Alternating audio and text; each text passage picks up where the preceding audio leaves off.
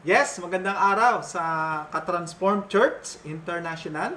So, salamat sa Panginoon sa pagkakataong ito na makapagpahayag na muli ng salita ng Panginoon sapagkat naniniwala ako na ang salita ng Diyos ang ginagamit niya upang tayo po ay magkaroon ng transformation. For we are transformed to transform. Pero bago po ang lahat, tayo muna po ay manalangin. O dakila Ama, sa pangalan ni Jesus, salamat po sa pagkakataong ito na minsan pa kami po ay makapagpuri sa iyo, makapanambahan sa iyo, at sa mga sandaling darating, ito na Panginoon makapakinig ng mga salita mo.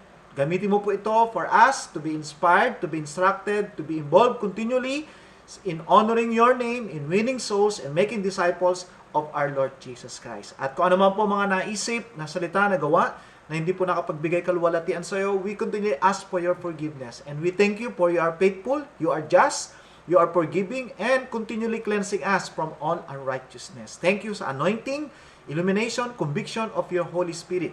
Now, we will not be here only, but doer of your word. We thank you, Lord. This we pray in Jesus' name. Amen and amen. Yes. No po? So, sa araw na ito, nais ko po na talakayin yung pong epekto pag tayo po ay pinanghihinaan ng loob. Aminin man natin o hindi, sa mga nakarang araw, naranasan po natin ang mga bagay na ito, no? Dahil sa mga tao, sa mga sirkumstansya, o dili kaya tayo mismo ang gumagawa ng paraan o nakakagawa ng dahilan kung bakit tayo po ay nasisiraan ng loob or nadi-discourage. No po? Dito po sa Nehemiah chapter 4 verse 10 to 11, makita po natin doon, thus in Judah it was said, the strength of the burden bearers is failing, yet there is much rubbish, and we ourselves are unable to rebuild the wall. No? So, kung titingnan po natin yung konteksto nito sa mga unang kabanata, makita po natin doon na through the leadership of Nehemiah, gagawin po nila muli yung pong pader, no? Na kung saan ito po yung wall of protection nila doon po sa kanilang po mga kaaway. No po?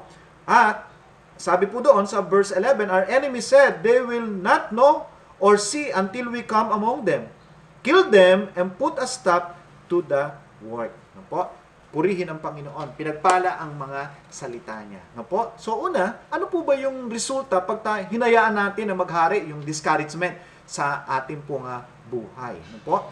Makita po natin dito sa ating pong binasa sa Nehemiah chapter 4 verse 10 to 11, meron pong 4 na resulta. No po? Pag tayo po ay pinagharian ng discouragement. At tandaan po natin, isa po ito sa mga tools ng diablo upang tayo po ay pahintuin doon po sa pinapagawa ng Panginoon sa atin. No? Nandiyan na po yung doubt, no po? Delay, diversion, yung pong deception, even disease, ito pong even po itong COVID-19 and its variant, no po, nagagamit po ng kaaway upang hindi po natin magkaroon ng fulfillment yung pong pinapagawa ng Panginoon sa atin. At isa pa po doon yung pong discouragement. No po? Kaya yun po yung gusto kong talakayin sapagkat kung tatanungin po natin siguro si Satan, ano ba yung number 1 tool niya for us not to move forward? Sabi niya, yung pong discouragement. No? Kaya tignan po natin, ano po ba yung nagiging resulta pag tayo po ay pinagharian o pag tayo po ay nasiraan ng loob o tayo po ay na-discourage. No po? Meron po 4 dito. Katulad nga po na sinabi ko kanina sa Nehemiah chapter 4 verse 10 to 11. Basahin po natin muli. Ito po, sabi po rito, thus in Judah it was said, the strength of the burden bearers is failing. Yan, no po, isa po sa mga resulta. Pag pinagharian po tayo ng discouragement, no po, normal lang na mag-discourage po tayo. Pero pag ito po ay naghari sa ating buhay, it diminishes our strength. No po, nawawala po yung lakas natin. At alam ko po, yan po yung naranasan natin. No po, nung hinayaan natin na tayo pagharian ng discouragement, onti-onti pong nawawala yung ating pong lakas. At yun po yung nangyari doon po sa mga kasamahan ni Nehemiah. No po, nung sila po ay nasiraan na loob, no, dati-dati sabi nila, yes, we can, kaya natin to. Pero dahil pumasok na yung pong discouragement sa kanila, sila po ay nawalan ng lakas. No? It diminishes our strength. No po? Secondly, ang sabi po ganoon, yet there is much rubbish. No? So, ang isa po sa mga crippling effect of discouragement is that of it diminishes our strength. Pangalawa, it blurs our sight. No? Hindi lang diminishes our strength, it blurs our sight. Ibig sabihin, pinapalabo po nito yung pong paningin natin. No po? Mas nakikita natin ngayon yung hirap kaysa dun sa posibilidad na magawa natin yung pinapagawa ng Diyos sa atin. Bakit po? Kasi nga po, pinalalabo nito yung ating pong paningin. No po? Kaya, nais po ng Panginoon, tayo po ay patuloy lamang doon sa pinapagawa niya sa atin. Huwag po natin hayaan na maghari yung pong discouragement sa ating pong buhay. No po? Pangatlo, sabi rito, and we ourselves are unable to rebuild the wall. Katulad na sinabi ko kanina, sa mga unang kabanata, sabi nila, yes, nung nanawagan si Nehemiah to rebuild the wall, ang tugon nila, yes, kaya natin to. No, yes, we can. Let us arise and build. No po? Pero ito po sa panahon na ito, dahil po nag-creep in na yung discouragement, it diminishes their strength, it blurs their sight, it confuses their senses. No? Hindi na nila alam kung ano ba talaga yung dapat po nilang gawin. Kumbaga sa sila po yung nalilito na. No? Para na po silang tupa na walang pastol. Sila po yung lito, lupaypay, at parang walang pastol. And yet, nandiyan po si Nehemiah to lead them. No po? Pero dahil sa ang discouragement ay nag-creep in na sa kanila, no po, it confuses our senses. Sabi nila dati, yes, we can. But ngayon, sabi nila, yes, we can't. No po, it confuses our senses. No po? And then lastly, sabi niya rito, verse 11, our enemy said, they will not know or see until we come among them. Kill them and put a stop to the work. No? So, 4 effects. Crippling effects of discouragement. Number 1, it diminishes our strength. It blurs our sight. It confuses our senses. And then, it kills our security. No po? Napakahirap pa naman po pag nawala na po tayo ng seguridad sa ating pong buhay. Hindi na po natin alam kung ano yung mangyayari sa atin. No po? Katulad na lamang po ng pandemyang ito, no po, marami po sa atin ang pinanghihinaan ng loob kasi hindi na po natin alam kung ano ba yung mangyayari. Tandaan po natin, bagamat hindi po natin alam kung ano yung naharap, pero kilala natin kung sino yung may hawak ng future natin. No po? So with that, ano po ang dapat natin gawin? No? Na whether we like it or not, darating at darating sa atin yung discouragement because of our present situation, because of people, at because of us. No po? Pwede po tayong pagharian ng discouragement. Kaya naman, kinakailangan po maging proactive tayo. No? Kinakailangan po, meron po tayong gawin para bago pa lamang o kung nandyan na yung discouragement sa ating pong buhay, ito po ay patuloy nating mapagtagumpayan. No po? At katulad po ng dati, at alam ko po na namimiss nyo na po yan, yung pong aking acrostic or acronym, FAIT. No po? Ibig sabihin, pag ikaw ay nagkakaroon ng discouragement sa iyong buhay, huwag mong hayaan na maghari ito. Bagkos, pairalin mo ang FAITH. Pairalin mo ang iyong pananampalataya sa ating Panginoon. No po? Umpisahan po natin. Letter F, no po? Hindi po Felix, no po? Kundi, we need to focus on who God is. Yan, no? So, kinakailangan po magkaroon po tayo ng focus, no? Alamin po natin na ito pong Diyos natin, He is the author and the finisher of our faith. Na ito pong Diyos na pinaglilingkuran natin, na He can, yes, may magagawa po siya in times of our discouragement, no po?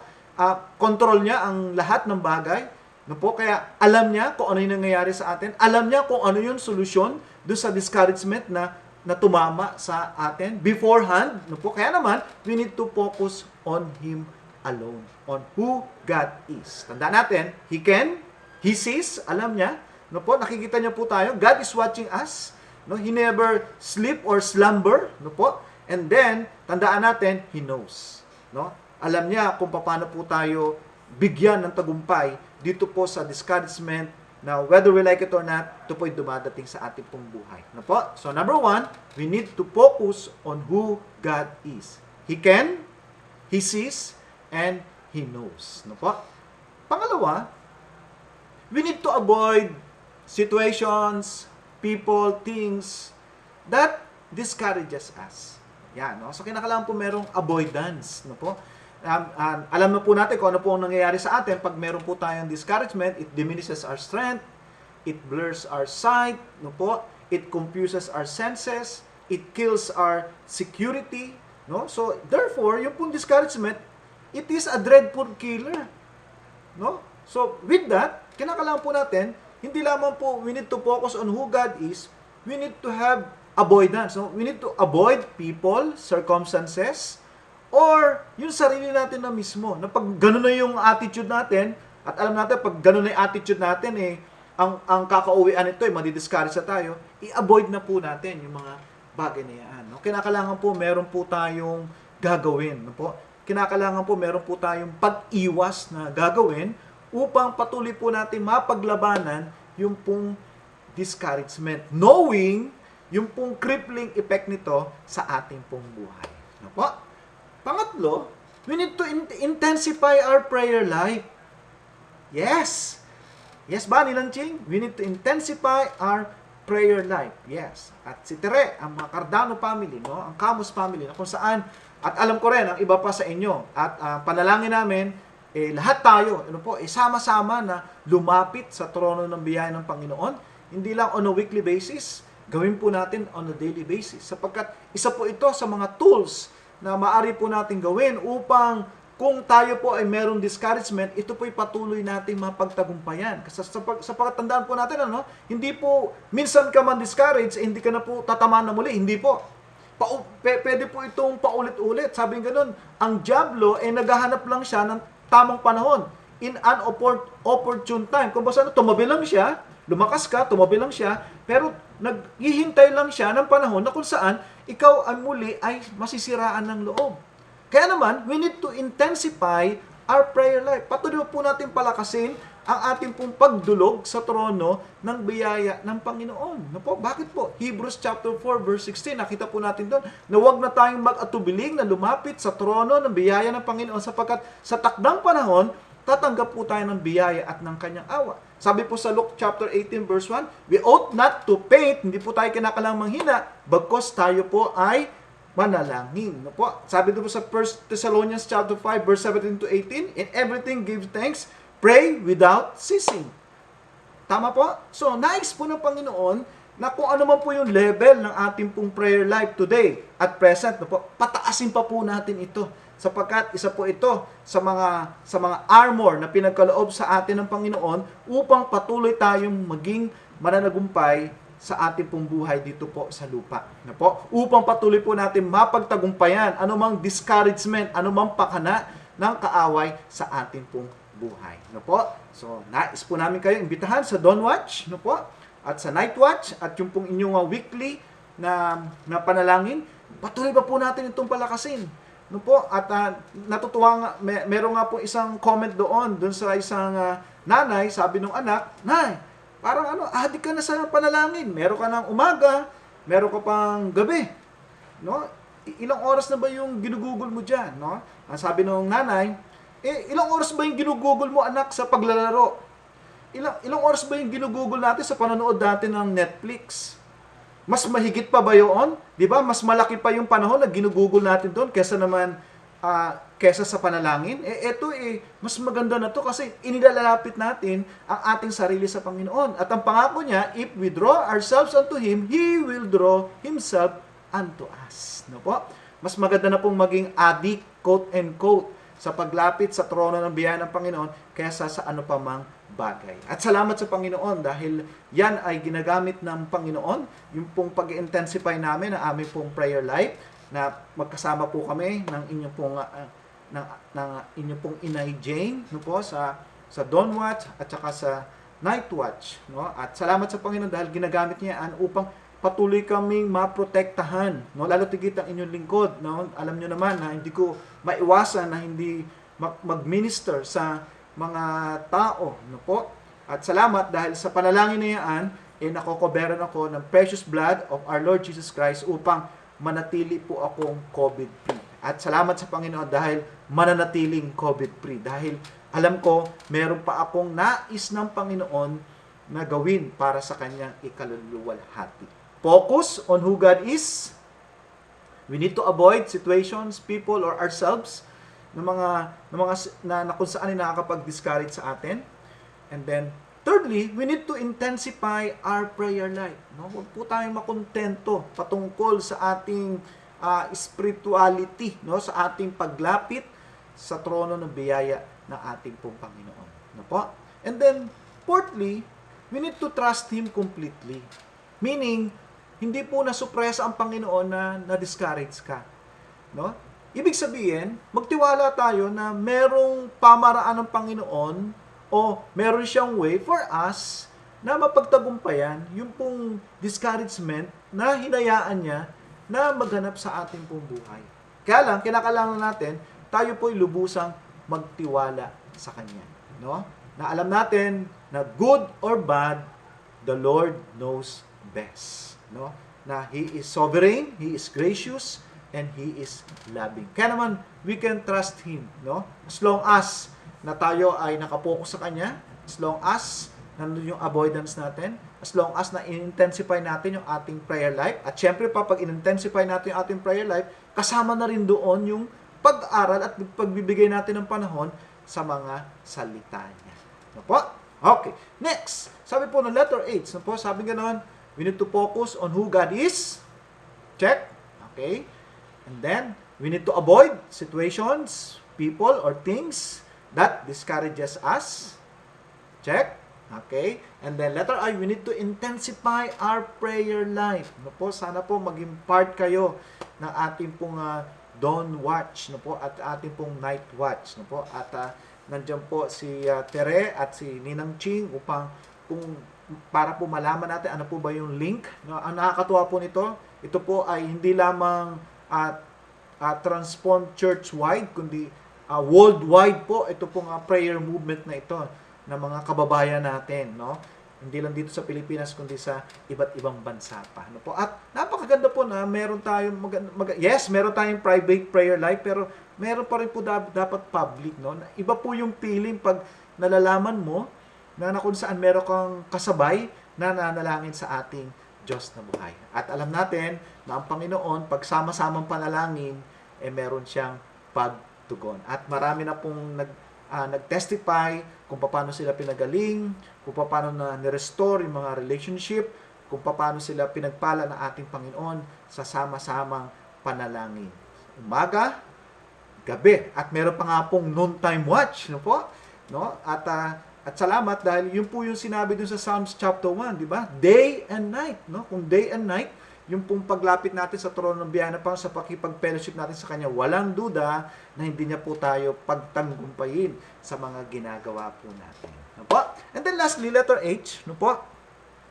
We need to hold on the truth that God is our helper. Yan, no po? Di ba? Yan ang sinabi sa Psalms chapter 46. Sabi nga nun, God is our refuge, no? God is our strength, an ever-present help in trouble, no? Kasi po minsan pag nagkakaroon po tayo ng discouragement, no, at pinaghari po natin ito, no, para bang walang pwedeng tumulong sa atin. Kaya we need to be reminded doon sa katotohanan na God is our helper. He is in us, no? And He will never leave us nor forsake us. No, handa siyang lagi na tumulong sa atin. Kaya walang dahilan para yung discouragement, ito po ay maghari sa atin. No?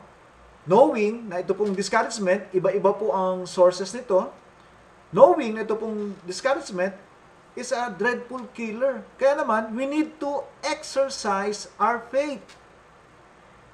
Ano po? Kaya nga panalangin ng mga disipulo, Lord, increase our faith. Sabi ganoon, without faith, we cannot please God. Kaya napakahalaga na tayo po, as time goes on, di ba po natin alam kung ano po yung mangyayari, pero salamat sa Panginoon dahil alam natin kung sino yung may hawak ng pong future natin. It's no other than our God. No? Na kung saan, we can surrender our life unto the Lord. No? Kaya naman sa umagang ito o sa araw na ito, kung ikaw ay hindi pa talaga nagkakaroon ng katiyakan sa iyong kaligtasan, no? Kaya ka na pinaghaharian ng discouragement o ng takot kasi hindi ka pa tiyak. No? Tandaan natin, yung simplest ways, no po, for us na magkaroon tayo ng assurance, of our salvation, we need to admit and repent of our sins. We need to believe on the finished work of His Son, Jesus Christ at the cross. We need to commit our lives unto Him, saying, not our will, but His will be done. And we need to do spiritual disciplines. No? Simple ways, but hard things to do. Di ba po? Pero pag inumpisahan po natin to, makakatiyak po tayo anytime na tayo po ay kunin ng Panginoon dito po sa lupa, makakatiyak po tayo na makakasama niya po tayo doon po sa kanyang kaharian. Ano po? At kung ikaw naman matagal na nanampalataya sa ating Panginoon at ikaw rin ay tiyak na, no, sa iyong kaligtasan. Nais ng Panginoon na patuloy kang makinig sa Kanya. Nais ng Panginoon na huwag tayong pagharian ng discouragement, huwag tayong pagharian ng takot, bagkos kung ano man yung pinapagawa ng Panginoon sa atin, observing yung mga health protocols, gawin po natin. Kasi I do believe, ito po yung ginagamit ng Panginoon, ito pong pandemya na ito, upang patuloy po tayong makapagpahayag ng salita ng Panginoon. No? In my own experience, sa pag-aano po namin, pag-outreach during this pandemic crisis, nakita ko po na yung mga tao uhaw po sila doon sa salita ng Panginoon. Kasi sa kanila mismo nagsasabi na ang tanging pag-asa lang ay ating Diyos. Ang problema lang, nasaan yung mga tao na dapat na magpahayag sa kanila. Hindi ko naman po sinabi na lumabas kayo. Hindi po. Through online. Gamitin po natin itong technology na ito. Kung dati-rati po, naglalaan tayo ng malaking panahon sa mga ML o kung ano pa man ginagawa natin, panonood. Salamat sa Panginoon at pinalaya na kami dyan.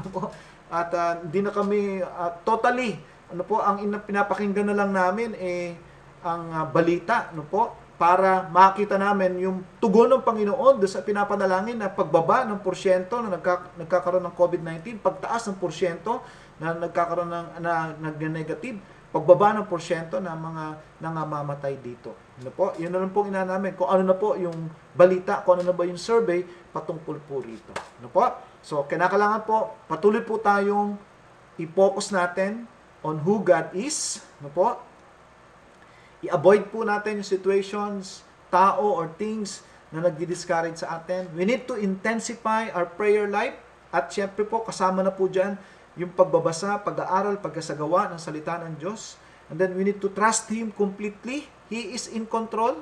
Wala pong nagaganap sa atin ngayon na nasusupresa ang Panginoon. Ang ultimate purpose niya for allowing this pandemic is for us, para po mas mailapit pa natin yung ating pong sarili sa Kanya. Patuloy natin maihanda yung ating mga mahal sa buhay. Dahil alam po natin, whether we like it or not, sila po yung mapapahamak kung wala po si Kristo sa kanilang pong buhay. And then, lastly, we need to hold on the truth that God is our helper.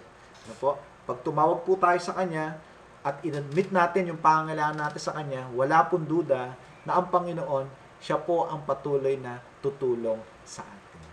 Tayo po ay manalangin. O dakila Ama, sa pangalan ni Jesus, salamat po sa paalala mo sa amin yung pong mga crippling effects of discouragement sa aming pong buhay.